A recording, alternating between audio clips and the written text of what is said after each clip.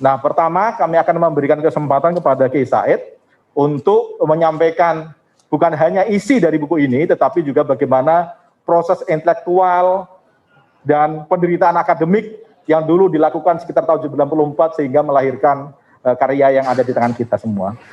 Monggo, Buya.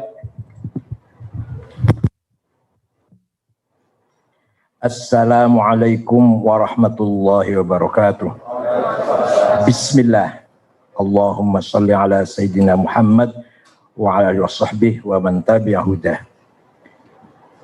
Hadirin muhtaramin, sadat ulama, hadaratul mustasyarin, ru'asa syuriyah, ashab al-ma'ahid, ashabatul sufiyah, rekan-rekan pengurus Bersaratul Ulama yang hadir secara fisik, Pak Sekjen, Dr. Insinyur Hilmi Faisal, Kiai Manan, Pak Andi Najmi, Pak Bina, Kiai Mustafa Akil Sirod, Dr. Akil Irham, Mas Rumadi, Mas Aziz, dan seluruhnya, tidak mungkin saya sebutkan semuanya, dan para peserta acara ini melalui virtual yang berbahagia.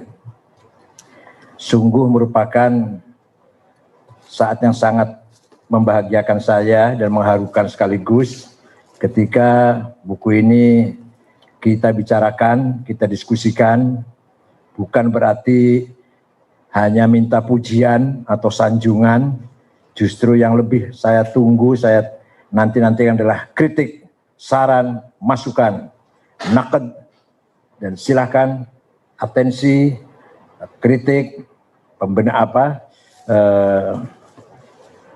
meluruskan kalau ada yang salah, saya tunggu semuanya dari semua pihak. Ketika saya masih di Lirboyo, saya masih sebagai santri yang ya santri kitab kuning lah. Alhamdulillah, Alfiyah hatam, begitu pula lebih dari Alfiyah Mughnil Labib, Usul Fiqh atau Syarat hatam, lebih dari itu Hoyatul Usul, Fathul Mu'in hatam, lebih dari itu Fathul Wahab, ilmu mantik hatam, lebih dari itu ada lagi Du'al Mubham, dan Balaghah bukan hanya Baiquniyah tapi Uqudul Juman.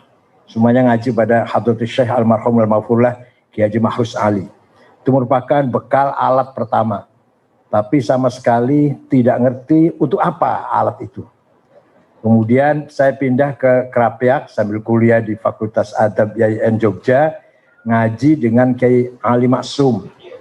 Disitulah Kiai Ali Maksum membuka wawasan saya bahwa alat yang sudah kamu kuasai itu untuk ini, untuk membaca kitab-kitab induk atau yang harus dibaca, sehingga kamu mempunyai visi misi, bukan hanya pembaca, tapi juga punya ide, punya gagasan, punya misi ke depan.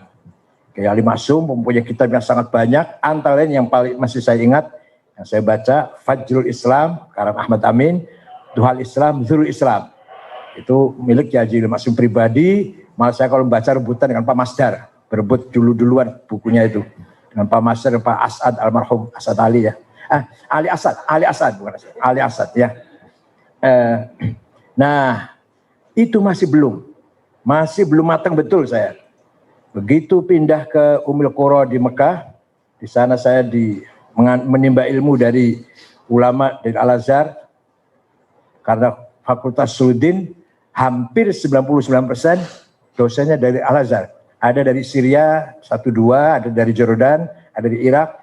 Dari Saudi hanya yang ngajar fikih dan ngajar mawarith. Yang lainnya akidah Mu'tazilah, Syiah, Khawarij, Asy'ariyah, itu semua dari Al-Azhar. Sampai apalagi filsafat tasawuf dari Al-Azhar.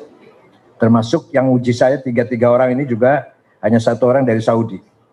Nah, di sana saya betul-betul terbuka wawasan bahwa Islam bukan hanya ritual, bukan hanya ibadah, Islam membawa misi peradaban, Islam membawa misi thaqafah dan hadarah, bukan hanya akidah wa syariah. Laisal Islam aqidatan wa syari'atan faqat, wa innamal Islam dinul ilma thaqafah, dinul adab wal hadarah, dinul tamaddun wal insaniyah. Itu setelah di sana saya tahunya seperti itu.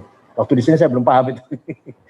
Nah, lebih ringkas saja lah. Lebih lagi setelah saya kenal dengan Gus Dur.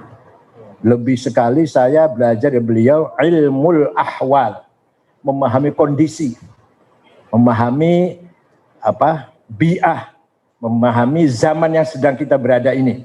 Itu dari Gus Dur, namanya ilmul ahwal dalam tasawuf, dalam arti yang lebih luas. Gus Dur lah yang ngajari saya memahami situasi, memahami kondisi yang sedang kita berada. Bahkan Gus Dur meletakkan orang sangat tepat. Kalau Muhaimin di sini, Alwi Syihab di sini, kalau Kang Said di sini, itu sangat pandai Gus Dur meletakkan orang. Karena apa? Karena beliau tahu tentang ahwalun nas wa ahwal bi'ah. Ahwalun nas, masing-masing yang dia, teman yang dia miliki, apa yang dimiliki oleh teman-temannya, dan kondisinya seperti apa. Kalau Kang Said itu jangan di partai, kira-kira itulah. Kalau saya dengar jangan di partai, di sini tempatnya. Dan seterusnya, dan seterusnya.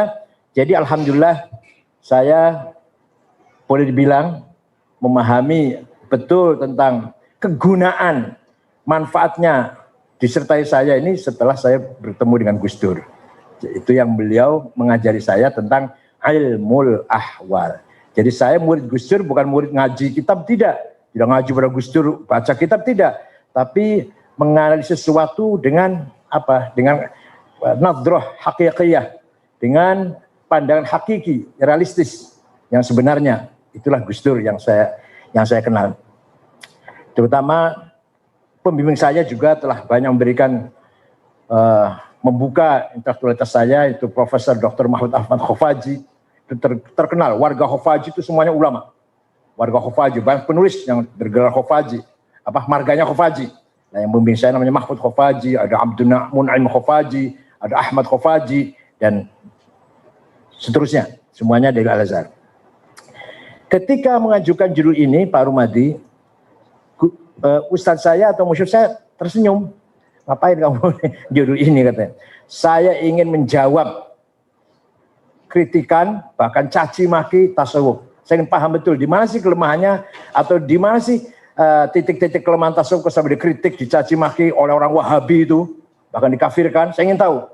Setelah itu coba saya ingin objektif membelanya atau bersikap objektif sebenarnya seperti apa. Oh, kalau itu oke, saya dukung. Akhirnya musyrik saya Mahfud Khofaji mendukung, dan saya study tour ke Mesir 1 bulan. Saya ikut zikir beberapa tarekat dan memasuki beberapa maktabah Ahmad Taimur, yang di sana masih ada buku tulisan Al-Hallaj asli tangannya, dan masih ada tulisan bukan Suradi, Abdul Ghani An-Nabulsi, itu juga masih ada tulisan tangannya, itu di maktabah Ahmad Taimur, atas rekomendasi dari musyrik saya. Kalau nggak bisa masuk ke perpustakaan itu. Alhamdulillah, setelah cukup lama nulis ini, 4 tahun, cukup bosen juga, sampai ambeien, sampai kena ambeien, dan ya beberapa penyakit datang lah, atau ambeien yang saya ingat. Dengan memelihara anak saya 3 waktu itu. Anak saya 4, tapi yang paling akhir sudah selesai. Yang 3 itu, Muhammad, Nisrin, dan Habib, itu bersama-sama berkembangnya itu ketika saya lagi menulis ini. Betapa repotnya. Padahal di sana perempuan tidak bisa keluar dari rumah. Jadi beli garam pun harus saya. Buang sampah pun harus saya. Semua dari saya. Apalagi yang berat-berat. Buang sampah 1 plastik pun harus saya yang keluar. Nggak boleh jelek kalau perempuan keluar dari rumah itu. Nah itu betapa repotnya lah. Pembantu nggak ada pembantu. Nah, alhamdulillah lulus, diuji di depan 3 profesor, Mahfud Khofaji, Barokat Abdul Fattah Duwaidar, dan Nafi' Ulayyan yang dari Saudi. Cuma hanya memeriksa nahwu, sorofnya, struktur bahasa yang dari Saudi itu. Di antara yang paling penting untuk sebelum saya silahkan Pak Fakhri Ali mengomentari buku ini. Pertama, banyak sekali orang salah paham. Mohon maaf. Tasawuf itu ada 2, falsafi dan amali. Itu kurang tepat. Tasawuf itu tidak mungkin amali. Tasawuf itu bicara hati. Kalau amali akhlak namanya. Kalau perilaku itu akhlak, hormat tamu, hormat teman, ramah tamah dengan tamu, dengan tetangga, itu namanya akhlak, bukan tasawuf. Belum tentu orang itu sufi kalau orang itu berakhlak baik. Jadi tasawuf itu adalah pembagiannya yang benar, Tasawuf falsafi dan tasawuf dini, bukan amali. Tasawuf falsafi dan tasawuf dini sebatas tek-tek agama. Oleh karena itu, laisa tasawuf wal akhlakul karimah. Tasawuf bukan akhlak mulia, bukan. Beda. Tasawuf itu ilmul qulub, ilmu maqamatil qulub wahwaliha. Akhlak itu suluk, perilaku. Yang tadi ramah, mencintai, gotong royong, ta'awun, silaturahim, ta'ziyal mauta, iyadatul mardha, birrul walidain, itu akhlak, bukan tasawuf itu. Belum tentu orang yang akhlaknya baik itu sufi. Dan yang kedua, kitabnya beda, kitab akhlak, kitab tasawuf beda. Makanya Imam Ghazali ketika menulis Minhajul Abidin, itu bukan tasawuf, bukan. Itu baru pra-tasawuf. Metodologi ibadah agar ibadahnya berkualitas. Belum masuk tasawuf, belum. Kalau ihya itu sudah tasawuf sudah. Begitu pula tasawuf laisa katsiratul ibadah. Bukan tasawuf itu memperbanyak ibadah. Tahajud semalam, baca Quran sehari semalam khatam tiap hari. Bukan, itu bukan tasawuf, bukan. Itu katsratul ibadah namanya. Ya bagus. Jangan salah paham, bukan berarti saya mengatakan tidak bagus. Bagus, baik. Tapi bukan itu tasawuf. Bukan itu. Itu belum saya bicara hati, belum. Baru mengkasratul ibadah, mustahabbat, menawafil, mustahabbat. Silakan itu kita amal, kata itu bukan tasawuf. Yang terakhir, tasawuf bukan ilmu hikmah, bukan ilmu perdukunan. Bukan. Kitabnya beda, tokohnya beda.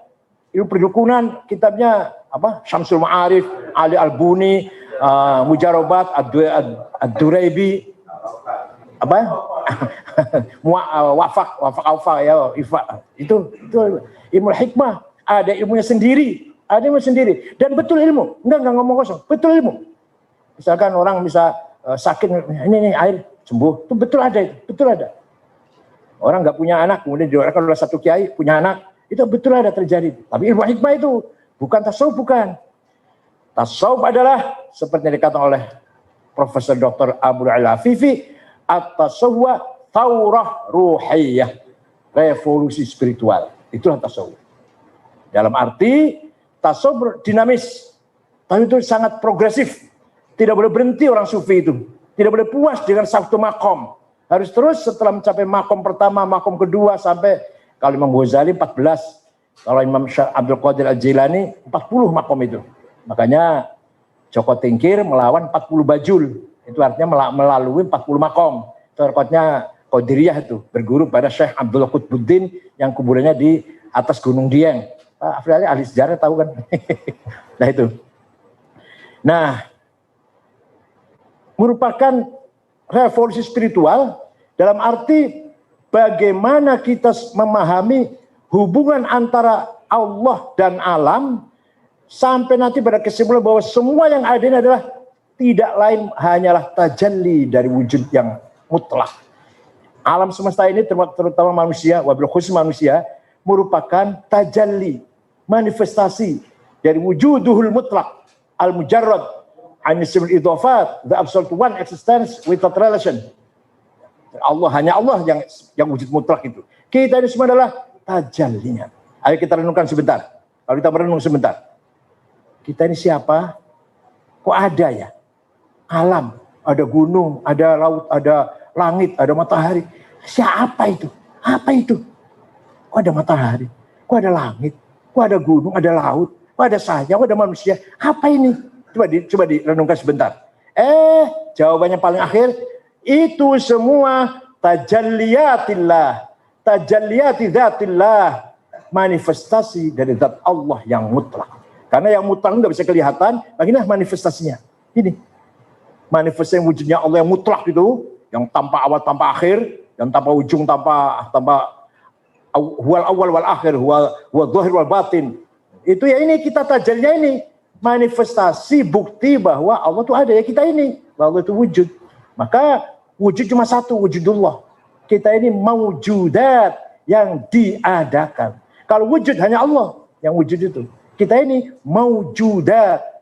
Hitungan hanya satu. Ini satu, ini satu, ini satu, ini satu, ini satu, ini satu. Nah kalau 1, 2, 10, 20 yang dihitung. Ma'dudat. Adad wahid. tapi yang banyak adalah ma'dudat. Wujud satu, yang banyak maujudat. Nah, kalau orang sudah sampai ke situ, saya udah sadar, saya tajallinya Allah. Wah, sudah la khaufun alaihim walahum yahzanun, nggak pernah sedih, nggak pernah cemas. La yakhafuna laumata laim, nggak gubris, nggak apa gubris apa? Nggak peduli dengan orang yang mencaci maki, bully. Lah satu lagi, dikaila ta'sau ala ma fatakum wa la tafrahu bima atakum, disanjung tidak sombong, dicaci maki tidak minder. Kalau sudah sampai sadar, saya ini adalah tajalli min tajalliyatillah. Begitu yang lain juga tajalli min tajalliyatillah. Oleh karena itu, asma Allah yang 99 itu kebanyakan beroposan. Al-Zahir, Al-Batin, Al-Awwal, Al-Akhir, Al-Dhal, Al-Hadi, Al-Dhal, Al-Basit, Al-Qabid. Jadi apa? Artinya apa? Semua yang wujud ini tidak keluar dari asma Allah. Nggak bisa keluar dari asma Allah. Apa Allah hanya menciptakan burung merak, burung perkutut, ikan arwana, ikan koi saja? Apa yang menciptakan cacing dan kecoa siapa? Apa Allah hanya menciptakan Nabi Muhammad, Nabi Musa saja? Yang menciptakan Fir'aun dan Abu Jahal siapa? Apa Allah menciptakan yang putih, yang langsing, yang cantik? Yang menciptakan yang asmar siapa? Baik, jelek, hak atau batil itu bahasa agama. Hak dan batil bahasa agama, baik, jelek bahasa akhlak, bahasa etika. Bahasa hakikat semuanya baik. Laisa fil imkan abda'a mimma kan. Tidak ada di alam semesta ini yang lebih sempurna dari yang ada ini. Yang ada sudah paling sempurna. Ada Muhammad, ada Abu Jahal, ada Musa, ada Fir'aun, ada Namrud, ada Ibrahim, ada Namrud. Itu yang paling sempurna sudah. Ada hidung mancung, mohon maaf, ada dubur, mohon maaf. Ada mata indah, ada pipi yang cantik, ada dubur yang menurut kita dilihat gak pantas. Tapi kacamata Allah, nadra haqiqiyah, nadra minal mala'il a'la, semuanya baik. Dan semuanya menunjukkan kesempurnaan Allah. Oleh karena itu kalau sudah seperti ini, la yakhafuna laumata laim, la khaufun wala la khaufun alim wala hum yahzanun, likaila ta'sau ala ma fata wala tafru bima atakum. Sedikit tentang isi dari buku ini. Pertama yang berbicara tentang maqamat, Dunul Al-Misri wafat tahun 245, kemudian diteruskan begitu beliau bicara ma'rifat, diteruskan oleh Ibu Al-Bustami bicara ma'rifat dan fana. Tapi mulai syatohat juga, masih belum ilmiah tapi masih syatohat. Diteruskan oleh Al-Hallaj bicara fana dan hulul, udah mulai ada filsafatnya, udah mulai ilmiah, udah mulai runtut bahasanya. Kemudian diteruskan oleh Imam Abul Qasim Al-Junaidi Al-Baghdadi bicara tentang tauhid yang sangat luar biasa. Sangat-sangat luar biasa. Setahu saya tentang tadi pengembaraan manusia mencari kebenaran, tidak ada seperti logikanya Imam Abul Qasim Junaidi. Enggak Yunani, enggak Romawi, enggak Persia, enggak Mesir. Artinya enggak Yunani kuno, enggak Mesir kuno, enggak Persia. Abul Qasim Junaidi dalam pengembaraan mencari tauhid luar biasa. Silakan baca nanti. Itu Abul Qasim Junaidi Baghdadi. Bahkan beliau mengatakan as-sufi kalma'i la launalah launuhu launu inaih was-sufi ibnu waqti. Sufi itu enggak punya warna seperti air, warnanya tergantung tempatnya. Tempatnya merah, kelihatan merah, tempatnya biru, dan biru, dan hijau. Artinya apa? Sufi itu dinamis dan bisa memahami segala sesuatu. Itu seperti air enggak punya warna tertentu. Dan sufi adalah ibnu waqti. Sufi adalah anak zamannya yang nanti akan dibahas secara lebih mendalam oleh Pak Fakhri ngambil dari Imam Abul Qasim Al-Junaidi Al-Baghdadi. Tauhid lebih mendalam lagi, sebenarnya bukan lebih mendalam, diteruskan oleh Suhrawardi Al-Maktul, bukan Suhrawardi yang punya Al-Ma'arif, bukan, ada lagi Suhrawardi yang Al-Maktul yang dieksekusi oleh oleh anak Salahuddin Ayyubi namanya Malikus Saleh. Kemudian Al-Ghazali menjelaskan tauhid dalam Ihya Ulumuddin tidak sedalam Abul Qasim Junaidi, tapi menjelaskan mempermudah dalam Mishkatul Anwar, dalam Ihya. Kemudian di kitabnya Al-Madnun li Ghairi Ahli memperjelas apa yang dimaksud oleh Abul Qasim Al-Junaidi. Kalau yang paling dalam, Imam Junaidi yang paling dalam. Nah, puncaknya nanti setelah sampai kepada Asy-Syekhul Akbar, Al-Kibritul Ahmar, Khatamul Auliya, Ibnu Muhammad Ibnu Arabi, Itulah sempurnanya jenjang tasawuf. Ketika beliau mengatakan wahdatul wujud, all in God, bukan God in all, all in God. Semuanya adalah di dalam wujud Allah. Wujud semuanya ini di dalam wujudnya Allah. Karena kita ini hanya manifestasinya, kira-kira gitulah. Ya nggak bisa diterangkan secara sekarang saya terangkan paham, nggak bisa.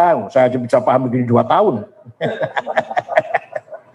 Gampangnya gini, ringkas saja. Waktu itu mohon maaf, saya ngajar ini, Pak Harun Nasution ngintip dari jendela. Waktu itu paskanya masih gedung lama itu.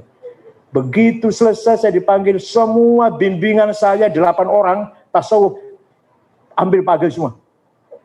Jadi Pak Nur Ali dari Jambi, Sumanta dari Cirebon itu pindahan dari Pak Harun Nasution tuh pindah ke bimbingan saya. Saya nggak bisa menjelaskan katanya. Saya paham tapi nggak bisa menjelaskan pada mahasiswa. Ente ini enak, bicaranya enak sekali. Gini saja, gampang. Allah sebagai zat yang mutlak dan absolut hanya sendirian. Tidak mengenal dirinya sendiri, nggak mengenal. Dengan dirinya sendiri tidak tahu Allah waktu itu. Tapi waktu itu bukan berarti waktu betul loh. Ini ketika saya menceritakan saja, ada waktu, ada kemudian, ada seterusnya. Ini ketika saya menceritakan. Hakikatnya di sana nggak ada kemudian, nggak ada waktu itu. Allah adzatul mutlaqah, al-mujarradah, an-nisb idhafat, the absolute one existence without relation, itulah hadratil ahadiyah. Hadrah yang maha tunggal. Dengan dirinya sendiri pun nggak tahu, cuma satu. Kemudian dia ingin tahu, siapa saya ini? Langsung ada 2. Yang melihat dan yang dilihat, yang tahu dan yang diketahui. Setelah dia tahu, oh ternyata saya ini Ar-Rahman, Rahimul Malikul Quddus, Salamul Mu'minul Muhaimin Al-Jabbar Mutakabbir, Al-Khaliqul Bari Musul Ghafarul Qahhar Wahhab Razzaqul Fatar Al-Muqabidul Basir, Al-Khafidul Rafi'ul Izzul Mudhil Sambil Al-Hakamul Adl Latif Wabir Halimul Adil Wafur Syakur Alil Kabir Hafidul Muqidul Hasibul Jalil dan surah Asmaul Husna itu.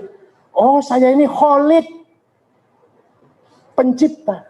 Oh saya ini alim yang maha mengetahui. Oh saya ini Qadir yang berkuasa. Nah setelah tahu saya Qadir, saya Khaliq, mana makhluknya? Tidak sekali-kali bernama Khaliq harus ada makhluknya. Gak sekali namanya alim harus ada maklum objeknya diketahuinya. Begitu ada Khaliq langsung ada makhluk. Begitu ada alim makdurnya ada. Begitu ada rozik marzuknya ada. Yang direzeki ada. Maka wujudlah semua dalam entitas-entitas laten. Atau bahasanya antabita ya. Antabita itu bahasa apa itu? Antabita. Atau al-a'yanus tabitah. Alam arwah. Kata mubalik gitu. Kalau balik gampang membalikan. Kalau balik bahasa gampangan. Semua yang wujud ini makhluk. Relasinya Asmaul Husna tadi jadi satu. Ketika masih entitas laten. Laten itu apa? At-thubut bainal wujud wal adam. Dikatakan ada, belum ada, dikatakan belum ada, sudah ada. Mereka itulah yang jawab, bala syahidna. Ketika Allah tanya, alastu bi rabbikum? Jawab, bala syahidna. Itu ketika masih a'yanus tabitah, masih entitas laten.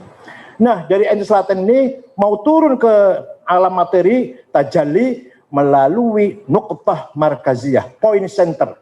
Apa itu? Nur Muhammad. Kalau Kristen, the Logos. Kalau Yunani, the Nous. Kalau kita Islam, Nur Muhammad.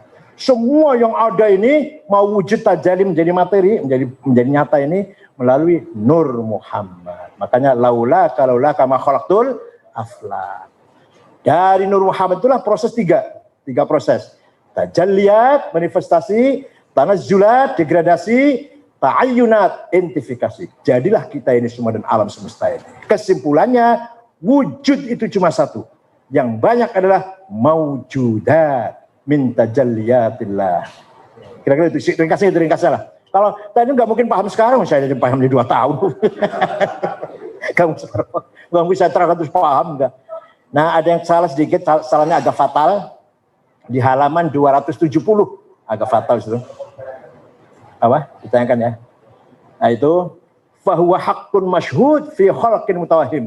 Esensi sang hamba salah.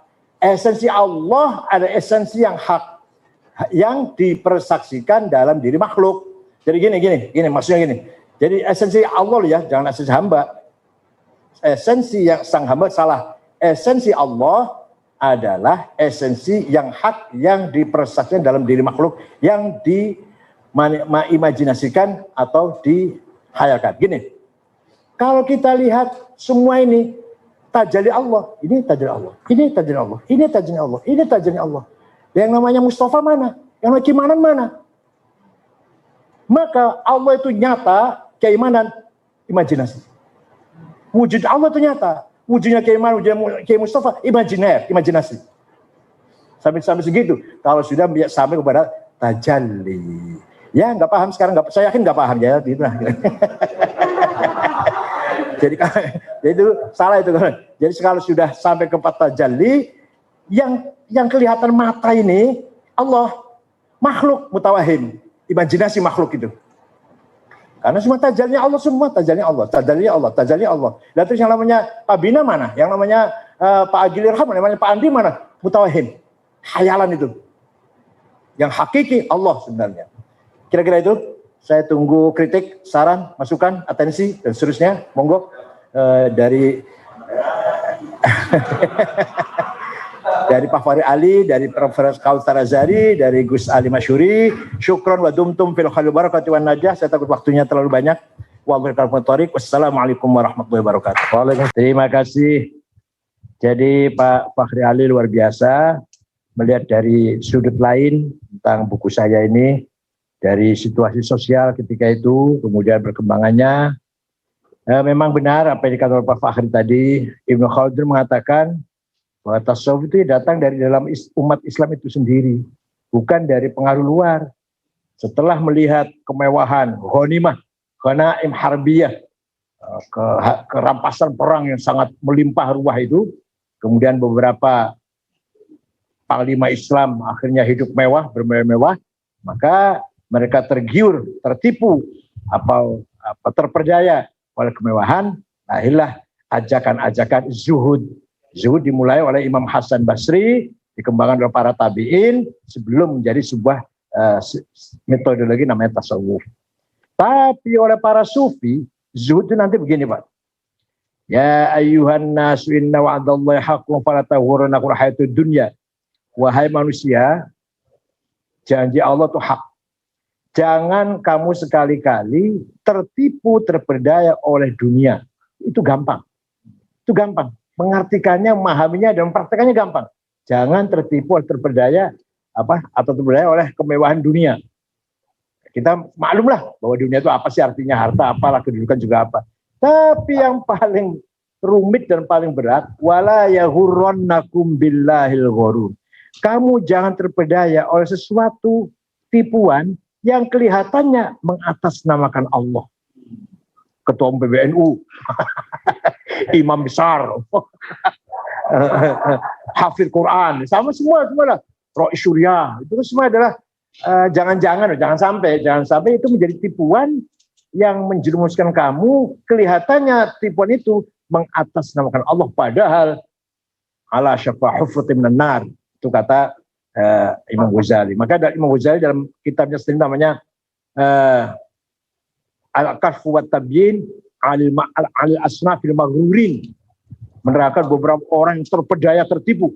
Hafid Quran tertipu, ahli bahasa tertipu, ahli fikih tertipu, ahli tafsir tertipu, ahli hadis tertipu oleh tipuannya dirinya sendiri dengan mengatasnamakan Allah. Yang paling ikhlas adalah orang yang tidak membanggakan apa-apa. Oleh karena itu Abu Yazid Bustami mengatakan al-alim mahjubun bi'ilmih. Orang pintar itu terhalang dari Allah dengan ilmunya. Wal abid mahjubun bi'ibadati.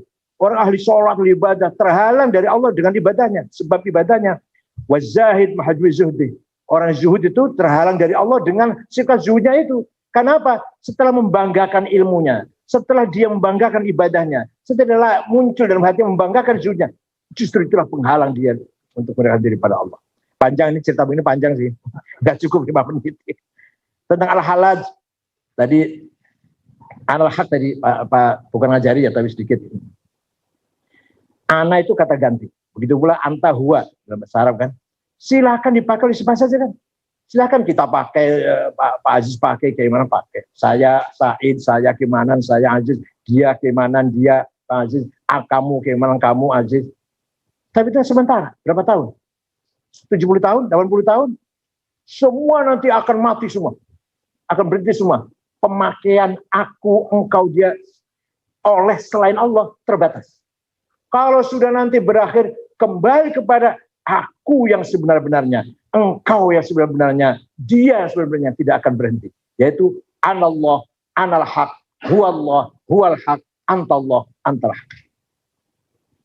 Itu apa? Al-Halaj. Nanti akan dijelaskan oleh Sahrawardi gini. La ilaha illallah itu kalimat tauhidnya orang awam. La ilaha illallah, orang awam itu. Yang kedua agak maju lagi, la ilaha illa huwa. Dan huwa kan apa ya? Tidak Tuhan kecuali dia. Dia itu berarti ada dalam hati itu. Dia ada berarti kan? Tidak mungkin mulutnya dia tapi hatinya kosong, nggak mungkin. Dia itu pasti seperti kita dengan pacar lah. Dia pasti ada dalam hatinya kan. Tapi tinggal saya sebut nama dia. Itu masih jauh. Lebih tinggi lagi, la ilaha illa anta. Dan Tuhan kecuali engkau. Jadi engkau masih ada jarak. La ilaha illa anak. Jangan kecuali aku. Masih terlalu panjang. Yang lebih ringkas lagi, anak. Ketika seorang sudah sadar dengan tajalli Allah, dia nggak bisa mengucapkan engkau, dia, hanya aku. Tapi aku Allah. Aku universal, bukan aku Zaid atau aku Hasan, bukan. Nah, itu tentang al-haq tadi.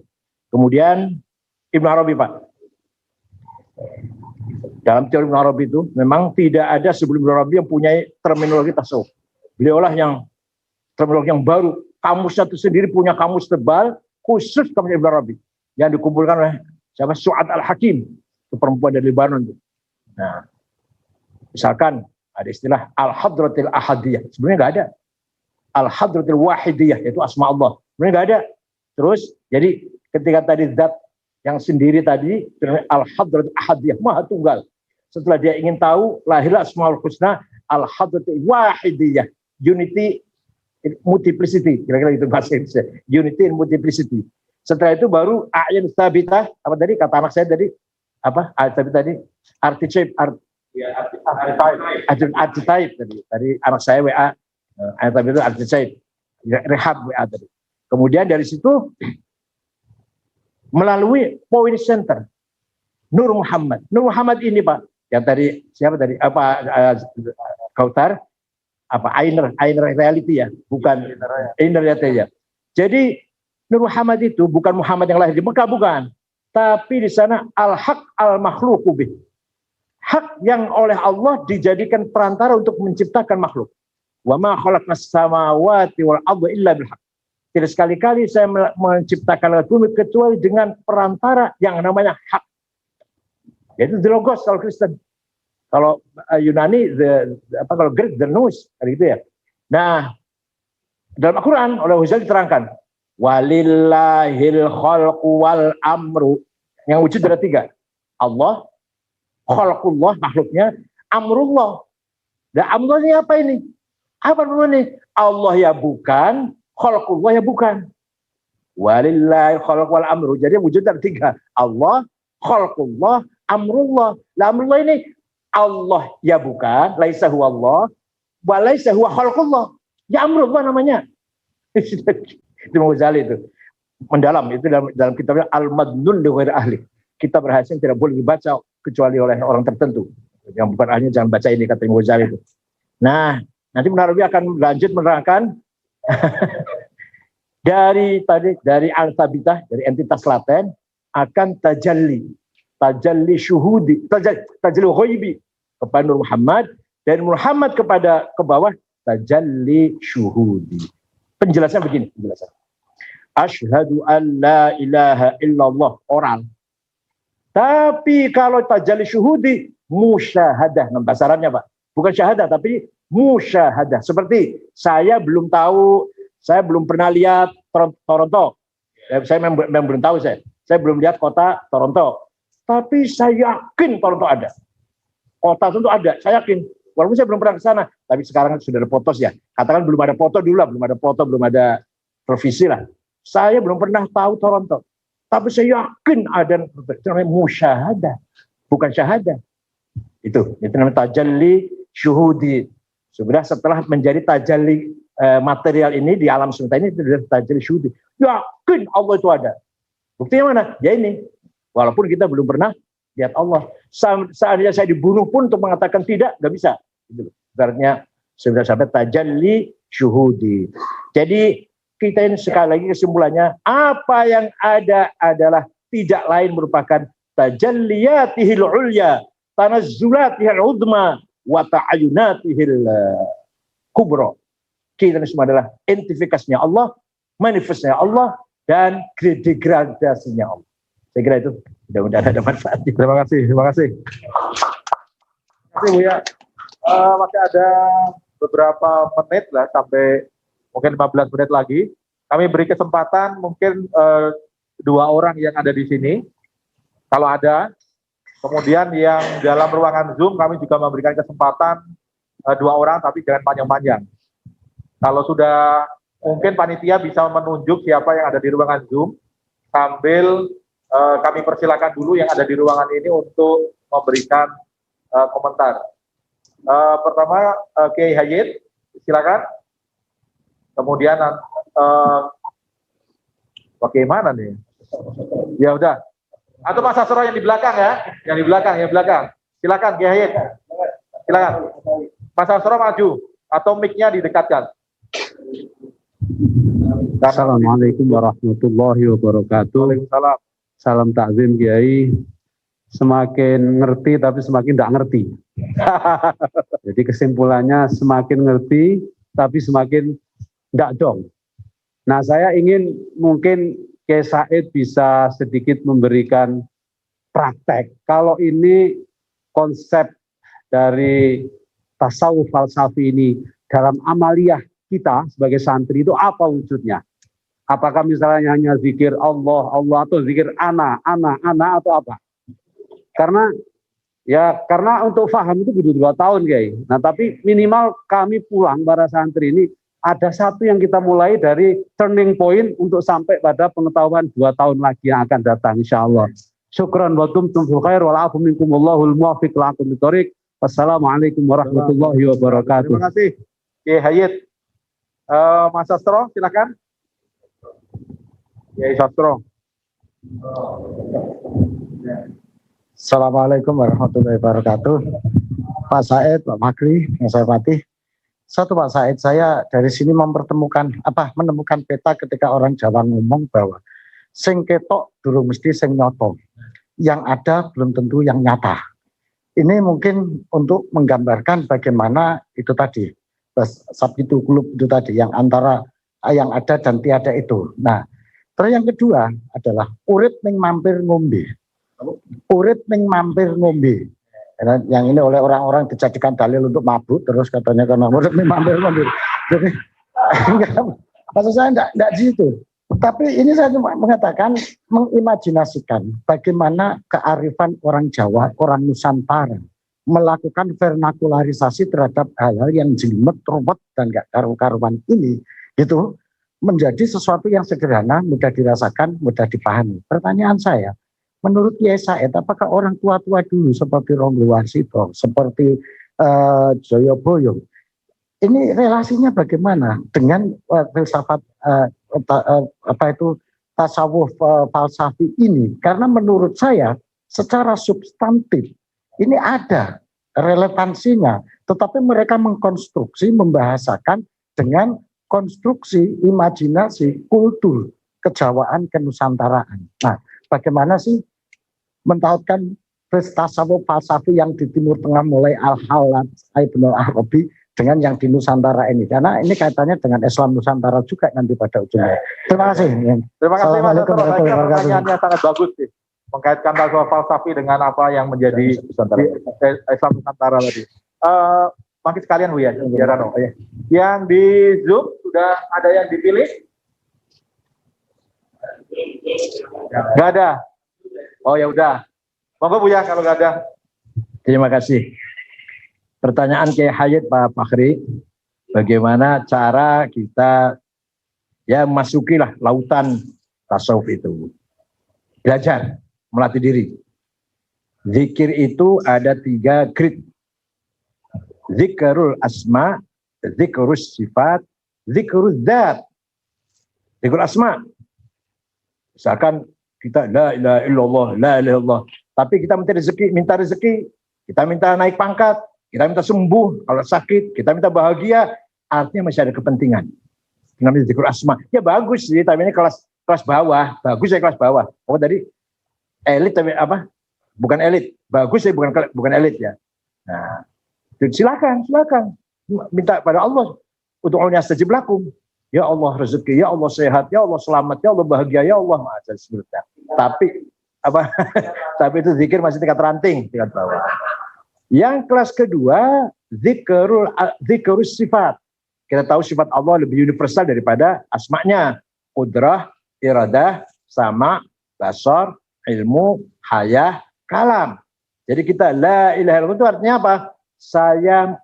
Saya menyerahkan diri terserah kudrahnya engkau ya Allah.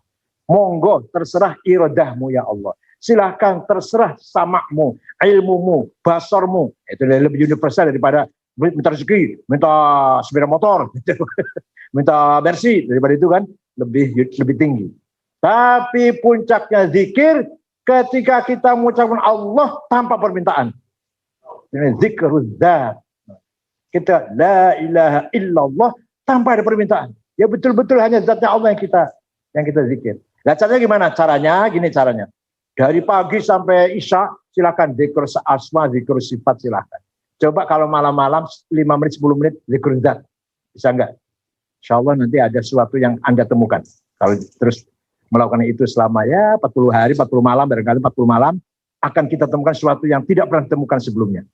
Zikir zat, 5 menit saja. Ketika zikir la ilallah, enggak ada permintaan. Jangankan minta sepeda motor atau minta pangkat. Minta surga pun tidak. Minta rahmatnya pun tidak. Minta maghfirah pun tidak. Enggak minta apa-apa. Kenapa Anda minta surga? Supaya kita enak kan? Supaya Anda enak kan? Berarti masih ada kepentingan. Kenapa minta diampuni dosanya? Supaya nggak masuk neraka kan? Berarti masih ada kepentingan. Ini tinggi sekali Pak. Dan ini namanya zikrul dzat. Lah yang Pak Sastro atau Dr. Sastro begini. Apa yang kita kenal dengan para leluhur kita dengan ilmu apa itu? Ilmu apa namanya itu? Ilmu hakikat atau ilmu apa itu?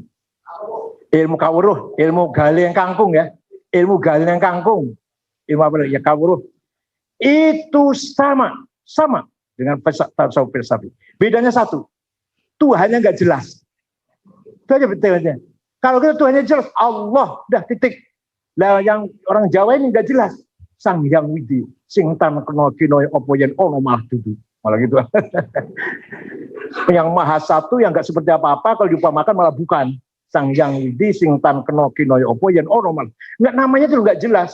Nah, oleh karena itu datang agama Islam ngasih namanya yang Sang Widi yang ente percaya itu namanya Allah. Baru masyarakat Jawa menerima Islam itu. Karena lagi mencari siapa namanya. Nah, jadi di sini sudah ada peradaban sangat tinggi. Sudah ada pemahaman sangat tinggi, spiritualitasnya sangat tinggi sebenarnya. Tinggal satu, nama resminya siapa? Formal namanya siapa? Allah. Nah, disitulah. Jadi bedanya dengan Ronggo Wasito dengan Ibnu Arabi beda nama. Namanya Ronggo Wasito nggak kenal nama, Ibnu Arabi namanya sudah jelas Allah. Saya kira itu. Yeah.